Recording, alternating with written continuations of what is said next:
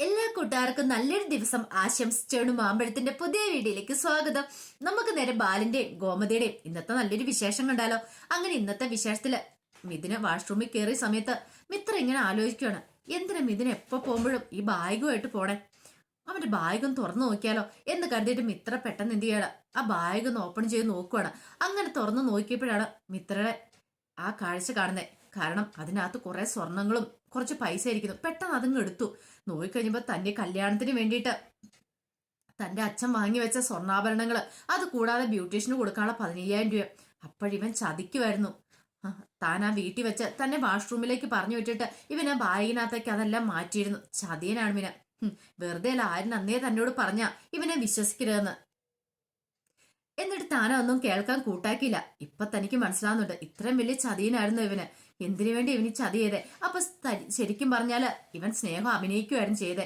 എന്ത് ചെയ്യണമെന്നറിയില്ല. ആ സ്വർണം പിടിച്ച് നിൽക്കുന്ന സമയത്ത് പെട്ടെന്ന് കഥ അങ്ങ് തുറക്കുന്ന സൗണ്ട് കിട്ടും. മിത്ര പെട്ടെന്ന് ആ സ്വർണം പണം പുറയിലേക്ക് ഇങ്ങോട്ട് ഒളിപ്പിക്കുകയാണ്. അങ്ങനെ മിഥുൻ വാഷ്റൂമിൽ നിന്ന് ഇറങ്ങി വന്നിട്ട്, എന്താ മിത്ര നീ എന്താ ആലോചിച്ചോണ്ട് നിൽക്കണേന്ന് ചോദിക്കും. ഒന്നുമില്ല. എന്താ പറ്റി, നിന്റെ മുഖം എന്താ വല്ലാതിരിക്കണേന്ന് ചോദിക്കണം.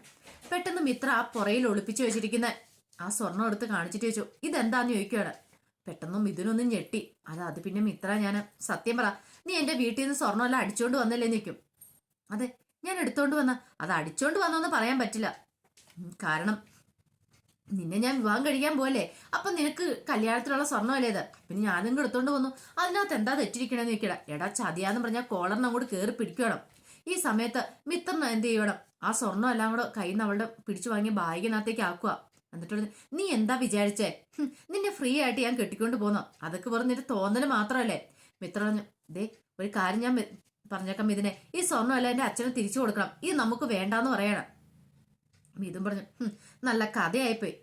ഇത് കേട്ടത് മിത്ര പറഞ്ഞു, ആഹാ, അപ്പൊ ആര്യം പറഞ്ഞ ശരിയല്ലേ, നീ പക്ക ഫ്രോഡല്ലേന്ന് ചോദിക്കണം. നീ വെറുതെ സ്നേഹം അഭിനയിച്ച് എന്നെ പറ്റിക്കുമായിരുന്നു, അല്ലാതെ ചതിയാന്ന് ചോദിക്കാം.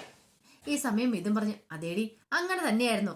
പക്ഷെങ്കില് ഇനി ഒരു കാര്യം ഞാൻ പറഞ്ഞേക്കാം, നിനക്ക് നിന്റെ വഴി, എനിക്ക് എന്റെ വഴി എന്ന് പറയാണ്. എനിക്ക് നിന്നെ ഇനി ആവശ്യമില്ലെന്ന് പറഞ്ഞുകൊണ്ട് മിത്ര ഞാൻ ബെഡിലേക്ക് ഒരു തള്ളു കൊടുക്കുകയാണ്. മിത്ര വീണു. പിന്നീട് മിഥുൻ ഓടി രക്ഷപ്പെടാൻ നോക്കിയാൽ മിത്ര പുറകെ പോയി പിടികൂടിയിട്ട് അവനെ കട്ടിലേക്ക് വലിച്ചിടുവാണ്. നീ എന്താ വിചാരിച്ചേ, രക്ഷപ്പെടാന്നാ? നിന്നെ രക്ഷപ്പെടാൻ സമ്മതിക്കില്ലടാ, മര്യാദയ്ക്ക് എന്നെ സ്വർണം വെച്ചിട്ട് പോടാ ചതിയാന്ന് പറയാണ്. പക്ഷെങ്കിൽ മിഥുൻ കേട്ടില്ല. മിഥുൻ വീണ്ടും മിത്രനെ പിടിച്ച് തള്ളി. മിത്ര വീണ സമയത്ത് മിഥുൻ കതവ് തുറന്ന് പുറത്തേക്ക് ഓടുക. മിത്രയാ പുറകെ ഓടി. ഈ സമയത്ത് അപ്പുറത്തെ ശരണിന്റെ മുറിയിന്ന് ശരൺ അങ്ങോട്ട് ഇറങ്ങി വരുന്നേ. കൂടെ ശരണിന്റെ ഭാര്യയും ജാനകിയുണ്ട്. കാരണം ഒച്ചപ്പാട് അവരും കേട്ടായിരുന്നു. അപ്പം നോക്കുമ്പോൾ കാണുന്ന കാഴ്ച മിഥുൻ ഓടുന്നു, പുറകെ മിത്ര പെട്ടെന്ന് ശരൺ അങ്ങോട്ട് ഇറങ്ങി വന്നപ്പോൾ ഓടിച്ചെന്ന് പറഞ്ഞു, അതെ അവനെ ഒന്ന് പിടിക്കണം, എങ്ങനെയൊന്ന് രക്ഷിക്കണമെന്ന് പറയാണ്. എന്നും പറഞ്ഞ് മിത്ര അവന്റെ മിഥുന്റെ പുറകെ ഓടുവാണ്. ഈ സമയം ശരണിനോട് ജാനകി പറഞ്ഞു, മോനെ നീയും പെട്ടെന്ന് ഓടിച്ചെല്ലാം പറയാണ്. അങ്ങനെ മിഥുൻ ഓടി. മിഥുനെ വഴിക്കിലിട്ട് മിത്ര പിടികൂടുവാണ്. പിടികൂട്ട് പറഞ്ഞു, എടാ നിക്കടാ അവിടെ, ആ ബാഗ് പിടിച്ചു മേടിക്കാൻ തുടങ്ങി. പക്ഷേങ്കിൽ എന്ത് ചെയ്യാൻ പറ്റും, ബാഗ് കിട്ടിയില്ല. അവൻ എന്ത് ചെയ്യാണ്, ആ റോഡിലേക്ക് പെട്ടെന്ന് ചാടി ഇറങ്ങുവാണ്. ഈ സമയത്ത് അവന്റെ അടുത്തേക്ക് ഒരു കാറ് വന്ന് നിന്നു. കാറിനകത്ത് കയറി അവൻ പോവാണ്. അവന്റെ ഫ്രണ്ടിന്റെ കാറായിരുന്നു. കാറിനകത്ത് അവൻ കയറിപ്പോയി. മിത്രയ്ക്ക് ഒരു കാര്യം മനസ്സിലായി, താൻ പറ്റിക്കപ്പെട്ടിരിക്കുന്നു, താൻ ചതിക്കപ്പെട്ടിരിക്കുന്നു. ഇനിയിപ്പോ ജീവിച്ചിരുന്നിട്ട് കാര്യമില്ല. വീട്ടുകാരെ പോലും വെറുപ്പിച്ച ഒറ്റ ദിവസം കൊണ്ട് ഇറങ്ങി പുറപ്പെട്ടാണ്. എന്ത് ചെയ്യണമെന്ന് അറിയില്ല. സമനില തെറ്റിയ പോലെ ആയിപ്പോയി മിത്ര. ഈ സമയം ശരൺ അങ്ങോട്ട് ഓടി വന്നു. ശരണിന്റെ കൂടെ ശരണിന്റെ ഭാര്യയും കൂടെ ഉണ്ടായിരുന്നു. അവൻ എന്തിയെന്ന് ചോദിക്കണം. അവൻ രക്ഷപ്പെട്ടെന്ന് പറയാം, സ്വർണം കൊണ്ടാ പോയിരിക്കുന്ന പറയാം. ഒരു കാര്യം ചെയ്യാം, പോലീസിനെ വിളിക്കാം, പോലീസിന് എത്രയും പെട്ടെന്ന് ഒരു കംപ്ലൈന്റ് കൊടുക്കാന്ന് പറയാം. ഇത് കേട്ടത് മിത്ര പറഞ്ഞു, വേണ്ട, പോലീസിനെ വിളിക്കണ്ട, കംപ്ലൈന്റ് കൊടുക്കണ്ട, ഞാൻ ഇനി ജീവിക്കുന്നില്ല എന്നും പറഞ്ഞ് മിത്ര ഒരു ഓട്ടവാ. ഒരു നിമിഷം അവർക്ക് എന്താ സംഭവിച്ചെന്ന് പോലെ എടുത്തില്ല. കുട്ടി നീ അവിടെ നിൽക്ക്, ഞങ്ങൾ പറയുന്നൊന്ന് കേൾക്ക് എന്നും പറഞ്ഞ് ശരണ്ണും ഭാര്യയും കൂടെ പുറകെ ചെന്നു. പക്ഷെ ഇതൊന്നും കേൾക്കാനായിട്ട് മിത്ര കൂട്ടാക്കിയില്ല.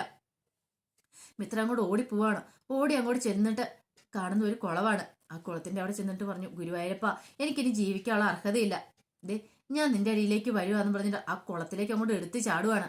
ഈ സമയം ശരണും ഭാര്യയും കൂടെ അങ്ങോട്ട് ഓടി വന്നു. അവിടെയൊന്നും മിത്രനെ കണ്ടില്ല. അല്ല, ഇങ്ങോട്ടാണല്ലോ ആ കുട്ടി വന്നത്, പക്ഷെ ഇവിടെയൊന്നും കാണുന്നില്ലോ. ഈ സമയം ശരണിന്റെ ഭാര്യ പറഞ്ഞു, ഇനിയൊരു പക്ഷേങ്കില് കുളത്തിനെങ്ങോട്ടെങ്കിലും ചാടിയിട്ടുണ്ടായിരിക്കുവോ? എന്റെ ഗുരുവായൂരപ്പ, ആ കുട്ടീനെ കാത്തോണേന്ന് പറയുമല്ല. നോക്കിക്കഴിഞ്ഞപ്പോ നന്ദനും മിത്രനെയും കുളത്തിനകത്തുനിന്ന് പൊക്കിക്കൊണ്ട് ഇങ്ങോട്ട് വരുന്ന കാഴ്ചയാ കണ്ടേ. ഈ കാഴ്ച കണ്ടതും ശരണിനും ഭാര്യയ്ക്ക് സന്തോഷമായി. പെട്ടെന്ന് അവർ ഓടി അങ്ങോട്ട് വരുവാണ്.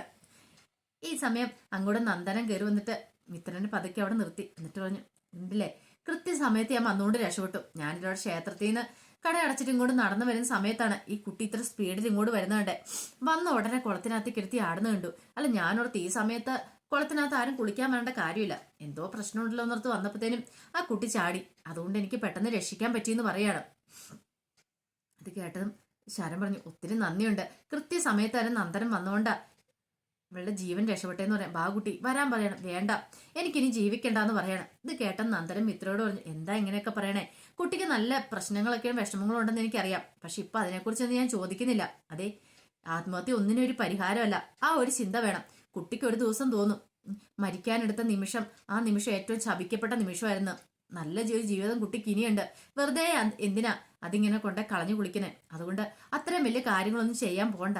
പറഞ്ഞു കേട്ടല്ലോ, സന്തോഷമായിട്ട് സമാധാനത്തോടും ഇവരോടൊപ്പം ചെല്ല്, ഒന്നും സംഭവിക്കില്ല, ഞാനല്ലേ പറയണെന്ന് പറയാം. പെട്ടെന്ന് ശരമ്പം എന്തേ നന്ദനെ പറയണേ? നന്ദനെ ഞങ്ങൾ ഇവിടെ വന്നതിന് ശേഷം പരിചയപ്പെട്ടതാ, അതുകൊണ്ട് ധൈര്യമായിട്ട് ഞങ്ങളോടൊപ്പം പോരെ.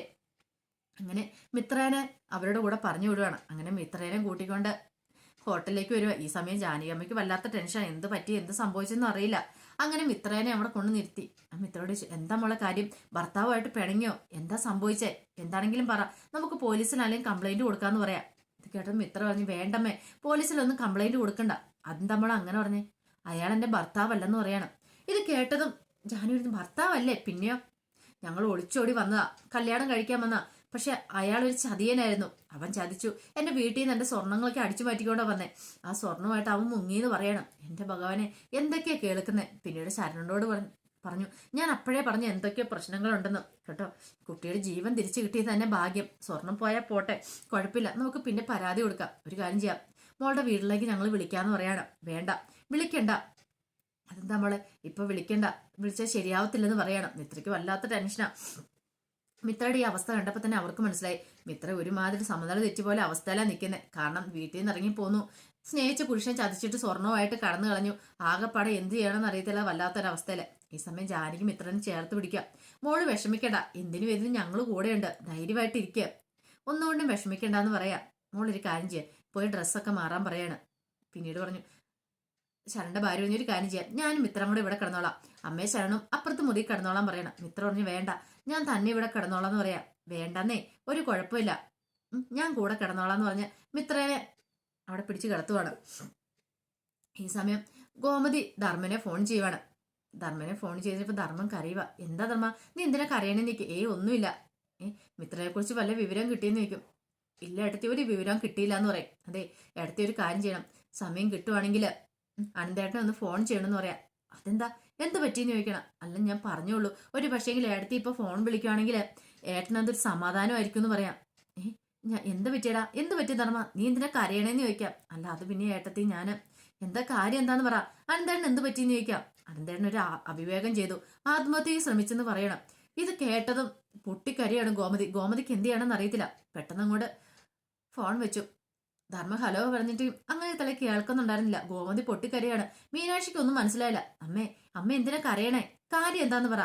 പക്ഷെ ഒന്നും പറഞ്ഞില്ല ഗോമതി. അമ്മ എന്താ ഇങ്ങനെ കരഞ്ഞോണ്ടിരിക്കുന്നേ, സത്യം എന്താന്ന് പറ, എന്തേലും ഒന്ന് പറയാൻ പറയാണ്. പക്ഷെ ഗോമതി മിണ്ടിയില്ല. ഈ സമയത്ത് ആര്യൻ അങ്ങോട്ട് വന്നേ. ആര്യം വന്നിട്ട് എന്താ കാര്യം, എന്താ പ്രശ്നം എന്താന്ന് ചോദിക്കാം. എന്താണെന്നറിയില്ല. ധർമ്മമ്മ ഫോൺ വിളിച്ചു. അതിനുശേഷം അമ്മ ഇതേ ഒരേ കരച്ചിലാന്ന് പറയണം. ഈ സമയം അവന്റെ ഫോണിലേക്ക് ധർമ്മം വിളിക്കണം, ആരിന്റെ ഫോണിലേക്ക്. അങ്ങനെ ആരിനെ വിളിച്ച് കാര്യങ്ങളൊക്കെ പറയണം. പെട്ടെന്ന് ആരും മീനാക്ഷിയോട് പറഞ്ഞു, അതെ ഏടത്തി, ഒരു പ്രശ്നമുണ്ട്, അനന്തമാമൻ ആത്മഹത്യക്ക് ശ്രമിച്ചു, അതറിഞ്ഞിട്ടാണ് അമ്മയെ കരയണേന്ന് പറയാ. ഇത് കേട്ടത് മീനാക്ഷി പറഞ്ഞു, അമ്മ ഇങ്ങനെ കരഞ്ഞോണ്ട് എന്തേലും പ്രയോജനം ഉണ്ടോന്ന് ചോദിക്കും. ഇത് കേട്ടതും ഗോമതി പറഞ്ഞു, പിന്നെ അതെന്റെ ആംഗ്ലയാ, എന്റെ സ്വന്തം ചോരയാ, എന്തേലും ആപത്ത് പറ്റിയിട്ടുണ്ടെങ്കിൽ എനിക്ക് സഹിക്കുവോ, പിന്നെ ഞാൻ കരയാതെ പിന്നെ എന്താ ചെയ്യുന്നേ? ഒരു കാര്യം ഞാൻ പറഞ്ഞേക്കാം, എനിക്കിപ്പൊ തന്നെ എന്റെ അനന്തേട്ടനെ കാണുന്നു പറയാം. ഇത് കേട്ടതും മീനാക്ഷി പറഞ്ഞു, അമ്മ ഈ രാത്രിയിൽ എങ്ങനെയാ, അതൊന്നും എനിക്കറിയത്തില്ല, എനിക്കിപ്പൊ കാണണം, എനിക്ക് ഫോൺ വിളിക്കണ്ട, എനിക്ക് കണ്ടാലേ എനിക്കൊരു സമാധാനം ആവുള്ളൂ എന്ന് പറയാം. ഈ സമയം ആരും പറഞ്ഞു, അമ്മയൊന്ന് സമാധാനപ്പെട്, ഒന്നും സംഭവിച്ചൊന്നുമില്ലോ, കൃത്യസമയത്ത് തന്നെ രക്ഷപ്പെടുത്താൻ പറ്റിയില്ലോ. എടാ, അത് നിനക്ക് പറഞ്ഞാൽ മനസ്സിലാവില്ല, എന്റെ വിഷമം വേദന എനിക്കറിയത്തുള്ളൂ, അവിടുത്തെ അവസ്ഥ എന്താന്ന് എനിക്ക് അറിയാൻ പറ്റുന്നുണ്ട്, എല്ലാവരും തകർന്നിരിക്കുമായിരിക്കും, ഞാൻ ചെന്നിട്ടുണ്ടെങ്കിൽ ഒരു പക്ഷേങ്കിൽ അവർക്കൊരു ആശ്വാസമായിരിക്കും, എന്നെ എങ്ങനെയാലും ഒന്ന് കൊണ്ടുപോടാന്ന് പറയണം. ഈ സമയം ആര്യം പറഞ്ഞു, നേരം വെളുക്കട്ടെ, ആദ്യത്തെ ബസ്സിന് തന്നെ നമുക്ക് പോയേക്കാം, അമ്മ സമാധാനപ്പെട്ടിരിക്കാൻ പറയാണ്. മീനാക്ഷി പറഞ്ഞു, അമ്മയ്ക്ക് സങ്കടപ്പെടുന്നുണ്ട് കേട്ടോ, അമ്മ ധൈര്യമായിട്ട് ഇരിക്കാൻ പറയാം. ഗോമതി ആരിനോട് ചോദിച്ചു, മോന് വിഷമമായോ, ഞാൻ ഇങ്ങനെയൊക്കെ പെട്ടെന്ന് പറയുന്നുണ്ട്. എന്ത് വിഷമം? അമ്മ ധൈര്യമായിട്ടിരിക്കുക, എന്തിനും ഇതിനും അമ്മയോടൊപ്പം ഞങ്ങളില്ലേന്ന് ചോദിക്കുകയാണ്. ഈ സമയം ശരണിന്റെ ഭാര്യയും മിത്രം കൂടെ കിടന്നുറങ്ങുക. ആ പുള്ളിക്കാരത്തി കിടന്ന് നല്ല ഉറക്കമായെന്ന് അറിഞ്ഞു കഴിഞ്ഞപ്പോഴത്തേനും മിത്ര പതുക്കെ ഇങ്ങനെ കണ്ണു തുറന്ന് നോക്കുവാണ്. നല്ല ഉറക്കമായി. മിത്രയ്ക്ക് കിടന്നിട്ട് ഉറങ്ങാനേ പറ്റുന്നുണ്ടായിരുന്നില്ല. മിത്രയുടെ മനസ്സിൽ കൂടെ മിഥുന്റെ ചതിയെക്കുറിച്ചൊക്കെയായിരുന്നു. താൻ വീട്ടിൽ നിന്ന് ഇറങ്ങി പോകുന്നതും പിന്നീട് അവൻ സ്വർണ്ണം അടിച്ചു മാറ്റിക്കൊണ്ട് പോകുന്നു. അവൻ കടന്നു കളഞ്ഞല്ല. എന്തിനു വേണ്ടിയിട്ടായിരുന്നു ഇത്? ഒന്നും വേണ്ടായിരുന്നു. ഈ സങ്കടം കൊണ്ട് എന്ത് ചെയ്യണമെന്ന് അറിയത്തില്ല. പതുക്കെ മിത്ര എഴുന്നേക്കുക. തനിക്കിനി ജീവിക്കാനുള്ള അർഹതയുണ്ടെന്ന് തോന്നില്ല. അല്ലെങ്കിൽ താൻ എന്തിനു വേണ്ടിയാണ് ജീവിച്ചിരിക്കുന്നത്? എല്ലാവർക്കും ഒരു ബാധയായിട്ട്, വീട്ടുകാർക്ക് മനക്കേടായിട്ട് താൻ ഇപ്പൊ ജീവിക്കുന്നില്ല എന്ന്, തനിക്ക് മരിക്കണം എന്ന് ഒരു ചിന്തയോട് കൂടിയിട്ട് മിത്ര പതുക്കെ എഴുന്നേക്കുക.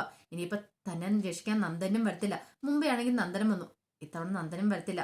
അതുകൊണ്ട് മിത്ര ആ കടുങ്കൈ ചെയ്യാൻ തീരുമാനിച്ച് അങ്ങോട്ട് എഴുന്നേക്കുവാണ്. അപ്പൊ അതിന്റെ വിശേഷങ്ങളൊക്കെയെന്ന് കണ്ടേ. വൈകുന്നേരം ഇതിന്റെ പ്രമോ വിശേഷമായിട്ട് വരാം കേട്ടോ. അപ്പൊ നമുക്കറിയാം മിത്ര കടുങ്കൈ ചെയ്യാനായിട്ട് തുടങ്ങിയപ്പോ എന്തൊക്കെ സംഭവിച്ചെന്ന്, ആരും രക്ഷിക്കാൻ വരുമോ? അപ്പൊ അതിന്റെ വിശേഷമൊക്കെ നമുക്ക് എല്ലാവർക്കും കാത്തിരിക്കാം കേട്ടോ. ഒരിക്കൽ കൂടി എല്ലാവർക്കും നല്ലൊരു ദിവസം ആശംസിച്ചു നിർത്തുന്നു. നന്ദി.